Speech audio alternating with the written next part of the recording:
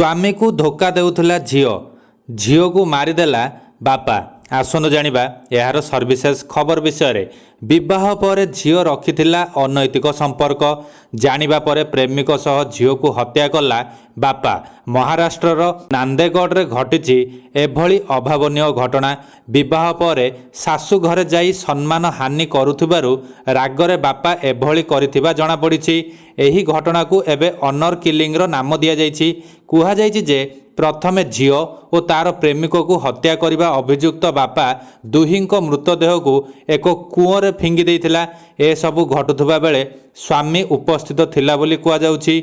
मिलिथिबा सूचना मुताबक घटनाटी अगस्ट 25 तारिख रे गोले गाँव रे घटिथिला। सोमवार दिन जेतेबेले प्रेमिक जनक महिला को ससुर घरु तांकु भेटिबाकू जाइथिले सेतेबेले दुहींकु आपत्तिजन अवस्था रे काबू करथिले ससुर घर लोके। एहा परे महिला घर को फोन जाइथिला।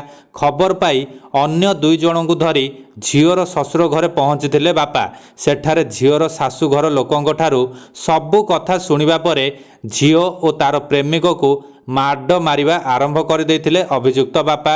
दुहींकु एते निस्तुक माड मारिथिले जे सेमानकर प्राणवायु उड़ी जाइथिला।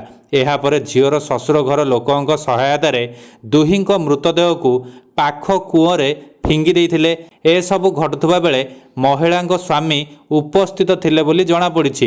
घटना संपर्क में सूचना मिलिबा मात्रे पुलिस अध्यक्ष अर्चना पाटिल, उपखंड पुलिस अधिकारी दशरथ पाटिल एवं पुलिस इन्स्पेक्टर अंकुश माने घटनास्थल परिदर्शन करी घटना विषय पचारि बुझिथिले।